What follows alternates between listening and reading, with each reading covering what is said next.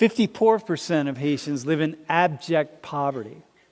Abject, right? Meaning that there's no chance, they stand no chance of rising out of that poverty and being able to sustain for themselves. And you think about that, and you don't study the history of Haiti, and you don't study the sort of have a deeper understanding of what the processes are, and most of us don't because we don't study it, we're not inclined to study it, and we're just like not going to go there. But if you do, you start to come up with an understanding of how and why that's the case. So go to the next slide. So I'm going to give you a history of Haiti in 3 minutes. 1790, Haiti was the most profitable colony of all the European countries. There was not a single colony anywhere that was more profitable anywhere in the world.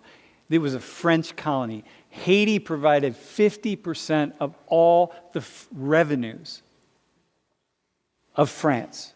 In Haiti, 1/2 of the world's sugar, the most lucrative crop, 2/3 of the world's coffee, the second most lucrative cash crop in the world at the time, with 500,000 slaves. 500,000 slaves brought from Africa. The slaves on average lived 5 to 6 years, meaning they worked the slaves to death. It was so profitable in Haiti, slavery was, that you could go to Africa, spend a lot of money on a slave. In today's dollars, at that time, in today's dollars, a slave was about, in the United States, a slave was about $30,000 in today's dollars. So it was expensive. Poor people didn't own slaves. So these big landowners go to Africa, get slaves, work them to death, 4 to 5 years, and when they die, just go and get another one. Eventually, black Africans, the slaves, they started having an insurgency. They did exactly what the colonies were doing in the United States. In the United States, they were revolting against England to get their freedom, right? Think about this, the founding fathers of the Americas. They were revolting against England to get their freedom. In Haiti, the Africans who were being worked to death under horrific conditions, they were rising up against the French to get their freedom. And in 1804, they won. They were succeeded in overthrowing the French. And you got to applaud, right? Because, like, my God, you did exactly what these Europeans did in the Americas, the founding fathers here in the United States. They overthrew the oppressors to get their freedom. So this is a good thing, right? If you think backwards, it's like, this is amazing. This is what should happen. But the world didn't applaud. And of course the world didn't applaud because if blacks in Haiti succeeded in getting rid of the French, then what does that mean about blacks in the Dominican Republic? And blacks in Cuba, and blacks in the United States, all the other slave ports and slave areas. Once they start rising up, so the whole world came together and they said, "Now, stop." They sealed off all of Haiti, and they said, you had all this profit with the French, but you don't have it now. So they said, listen, nobody's going to trade with you. Nobody's going to do anything with you. Basically, we're going to isolate you, and you have nothing.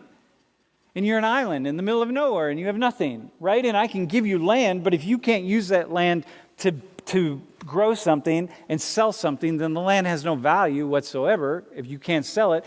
And so we said, the French and the world community said, okay, well, we will take our thumb, our foot off of your neck, so to speak, which is where we're holding it, to all you former slaves, if you pay French $160 million in reparation. And so Haiti then went from the single most profitable body of land in the world, to very quickly, within just a few years, one of the poorest lands in the world.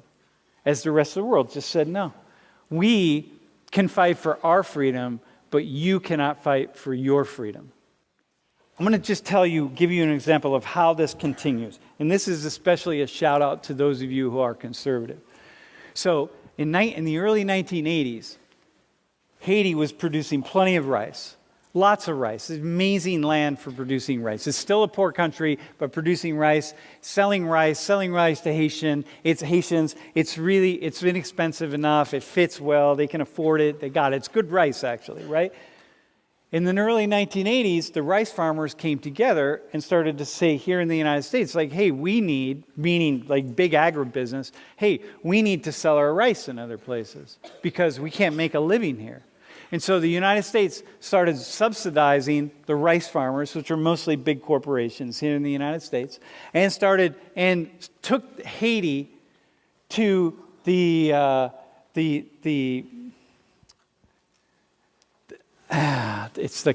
IMF, but went to the international bodies to force Haiti to accept American rice. And Haiti said, we're not going to accept American rice. So we here start giving our rice farmers subsidies in the U.S., okay? Meaning we take taxpayer dollars and we give it to rice farmers. And we give it to rice farmers because rice farmers can't produce rice inexpensively enough to sell around the world. And in Haiti said, look, we're not going to accept your rice because you subsidize it with the American government tax dollars. And therefore, the price of rice is artificially low.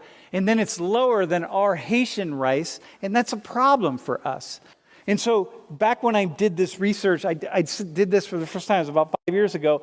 This is how much we subsidize our rice farmers, $430 million, meaning people that can't figure out how to grow rice inexpensively. And so we subsidize it by American taxpayers. And then what we did in the same year that we gave our rice farmers this much money, that's how much money we gave to Haiti in foreign aid.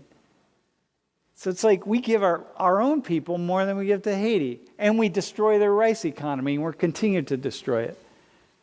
And this is one way where this just keeps going. And why did the U.S. win in the world court in this way against Haiti? We won because we're the most, of course we're going to win. Haiti's never going to beat us. We're going to win. That's how it works. And so Haiti can just stay poor. And this happens again and again and again in lots and lots of different ways.